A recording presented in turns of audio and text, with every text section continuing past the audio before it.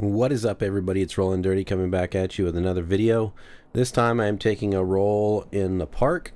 Starting in the park. This is a park in Redmond, Washington, and I'm going to hop on the park trail, and then it will connect to another trail, which then connects to another trail. So this is a paved trail, and the reason I chose it today is because it's been pretty wet here lately, and I'm getting tired of cleaning off my unicycle, so I thought I'd ride on pavement today.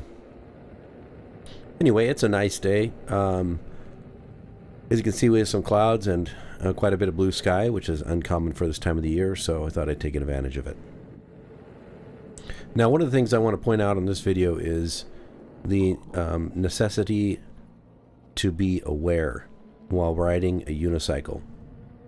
And I'm sure this applies to other vehicles that you can ride on, even bicycles, skateboards, rollerblades, roller skates, whatever it be. And this day, everybody else thought it was a good time to go outside as well. And so this is a fairly busy trail today, a little busier than I expected. But let this be kind of an indicator to you of how important it is to be aware. Now, and I mean aware of everybody. Adults don't know what they're doing sometimes. Kids rarely know what they're doing. You know, they're kind of all over the place, as you'll see coming up here, which is, it's fine, they're kids. And that's just the way it is. And as unicycle riders, we need to be aware that they're kind of unpredictable because they're children. Nothing wrong with that. We just have to do our part to be careful. And in this case, we've got this little boy here and his older sister that are cruising along on the trail here. Parents are trying to help keep them from going everywhere, but you know, it is what it is. I'm a parent and I know how hard that can be. This doesn't bother me at all. I actually enjoy slowing down to watch these kids because it's a lot of fun. But it's important to be careful around them. Even at 2 miles an hour, they could turn right in front of you. And with an 85-pound wheel, well, that's heavier than either one of those kids is. So we got to be careful about our usage of the wheel with little children around. Later on in the video, you'll see that you have to kind of be careful around dogs. They're very unpredictable, and there's a scene coming up here where two dogs going opposite directions, leashed, but going opposite directions, don't like each other. And right before I'm about to go between them, they decide to lunge at each other. And the one on the right side of the trail, you'll see that the leash goes around a baby stroller.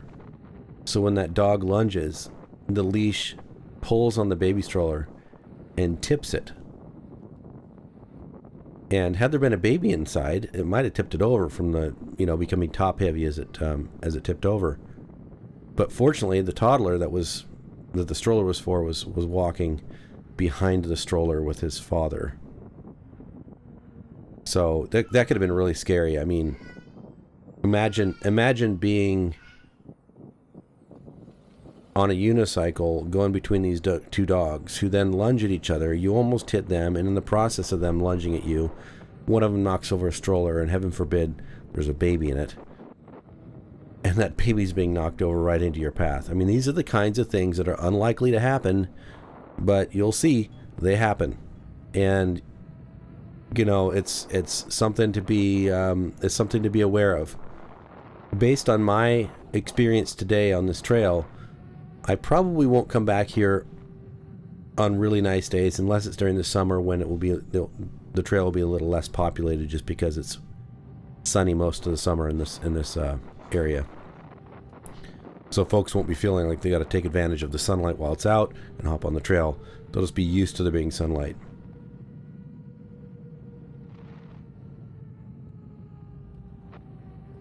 It's generally a very fun trail, and I like being around people. Even though people are kind of unpredictable, I enjoy being around them. And you'll note that most of these dogs here are great. The people stick to the right side like they're supposed to, most of them. And it's generally a good time. In a few cases, the bicyclists are on this trail as well, and sometimes they'll kind of take up the trail a little bit, but usually they're courteous as well when we'll move over to the right. This particular one didn't move over to the right because there were people there. So it's generally a good experience riding this trail. I really like bringing the Sherman on it because the Sherman makes that, you know, angry bee noise and alerts people that you're coming. In very rare circumstances does somebody not notice me coming. Usually it's somebody with earbuds in and their music up too loud, which nobody should be doing that in public. But again, you know, as unicycle riders, we got to be careful. There was another kid right there. Look, you know, you saw I slowed way down for him because who knows what he's going to do. Anyway, just got to keep an eye on these people. It's like, you know, if you're not comfortable riding the unicycle to the point where you can forget about the wheel between your feet, then you should probably avoid places like this because you'll be focusing on the wheel while riding as opposed to it just being second nature control of the wheel. See, right now I don't really think about the wheel at all. I think about me, my position, and my speed. But I'm not like worrying about what it takes to ride and whether or not I'm going to get wobbles or anything like that. I'm not worried about any of that. Totally comfortable on the wheel. The only thing I'm worried about is my position relative to the people around me. And, you know, you'll see coming up, there's quite a few more people. I really like this trail, though, because it runs up. It runs up the east side of Lake Washington, north. And you may have seen a previous video. I rode this trail in that video as well. It was a little bit longer, but I took it all the way up north and then south again on the other side of the lake, which takes you past the University of Washington, through Seattle, past, you know, the Fremont Bridge, if you're familiar with this area, and past Gasworks Park, which is kind of a touristy area where a lot of people like to go, and then even further south. And that was a 50-mile trip in one day. Took me about 3 hours. 3.5. Let's say 3.5 to 4. Let's be conservative there. And it was a fantastic time. The trail wasn't as populated then, but it was getting a little cold. People weren't quite used to the cold yet, so they weren't jumping at the opportunity to get on the trail when the sun came out. There were several cyclists, though, and there's always cyclists on this trail. On the left here, you'll see the Sammamish River. This is named after the valley here, which is basically a Sammamish Valley where the river runs through it. And this trail just runs alongside this river for quite a ways.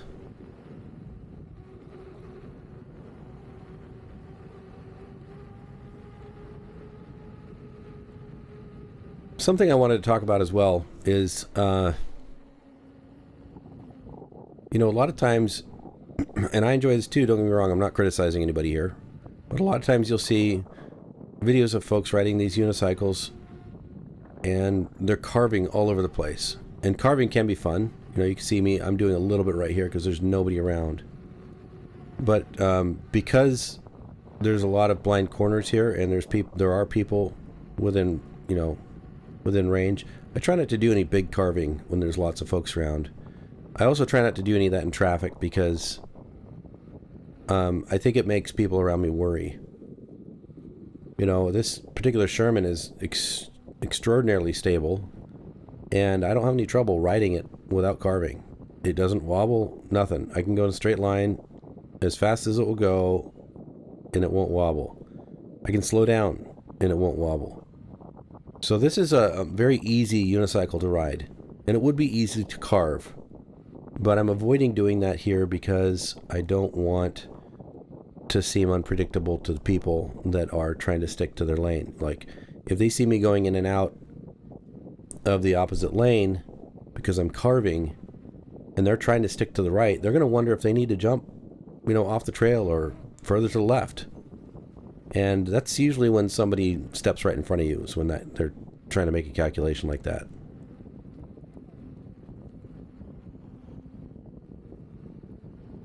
We got a cyclist here in front, and some ducks. Check out these ducks. I'm always trying not to scare the wildlife. And these are apparently very friendly ducks. I'm sure the people have been feeding them. They weren't scared by me, but when I grew up, we had ducks, and anybody who's owned ducks or taken care of ducks knows of their very unique personalities. They're a lot of fun.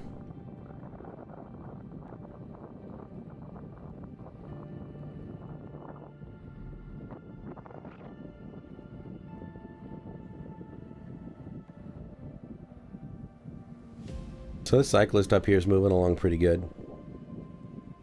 And you know, it's real common for me to see a cyclist kind of threading the needle. That wasn't really it, but I mean like getting real close between two people, like shooting up the middle. I won't do that personally. At least I don't think I did it on this ride. I will try to wait, and instead of going right between two people that are right next to each other.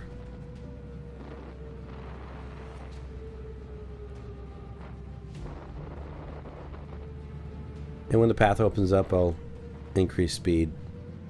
When there's people that may not be aware of me, I slow down.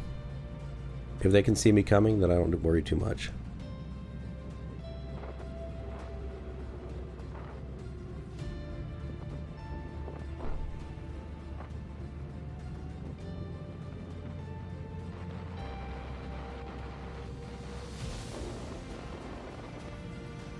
All right. Pay attention, because coming right up is the dog scene I talked about earlier, and I will slow this down so you can see exactly what happens.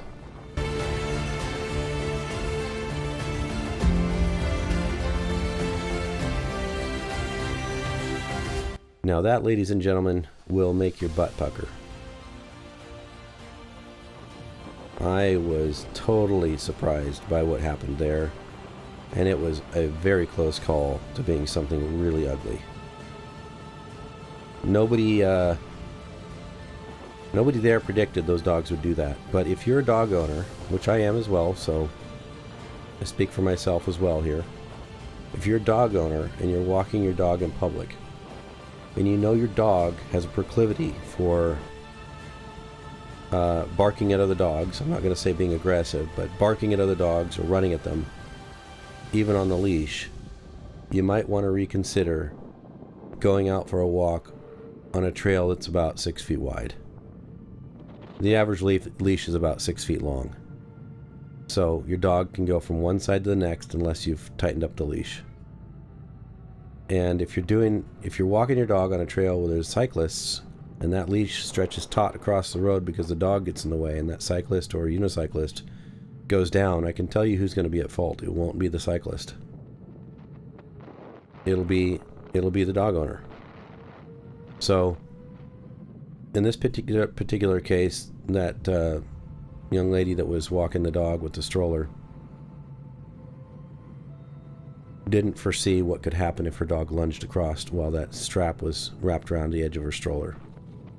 Unfortunately, her child was not in it.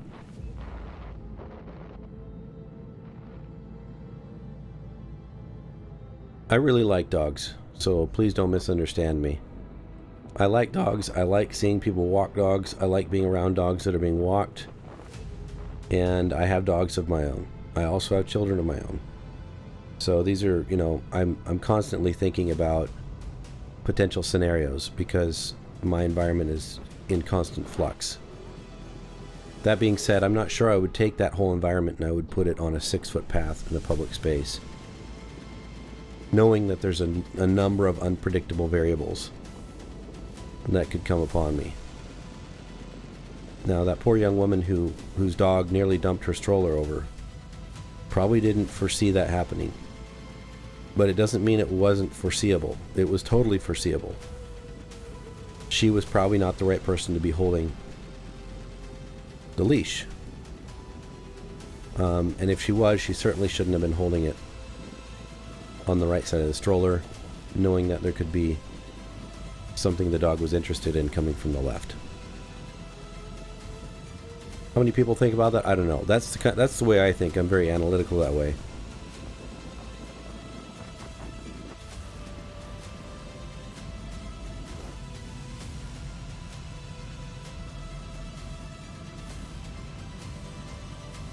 Anyway, this was about a, I don't know, I probably rode for a couple hours today, hour and a half.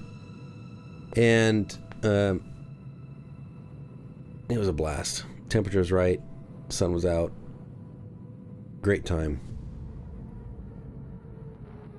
The only thing that really was an issue from this whole ride was just those dogs. Nobody else jumped out in front of me.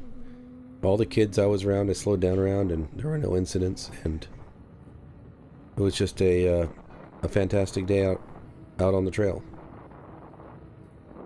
I'd ride these unicycles, guys, because it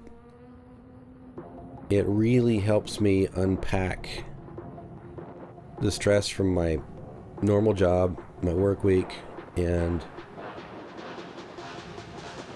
it helps me decompress. So it's really freeing. I mean, I really enjoy it. That being said, I understand there are a lot of good things that can come of these, and there are some bad things that can come of this if you're not careful. So I guess the point of this video today is just to reiterate that when you're riding in public, you really got to be paying attention to the public. You know, it's really easy to feel free and feel like you're flying on one of these things, like you're moving through space at, you know, faster than walking or running speed. But we got to remember that riding an electric unicycle comes with the risks associated with the velocities we can achieve and the mass that we're moving. So with that, guys, I'll thank you for watching my video. I hope that you will like and subscribe. Please comment in the section if you've had any interactions with people or dogs or objects while on the trails that would be helpful for the rest of us to know about, so we can keep our eyes open. Thanks, guys. Have a great one. Thanks for watching.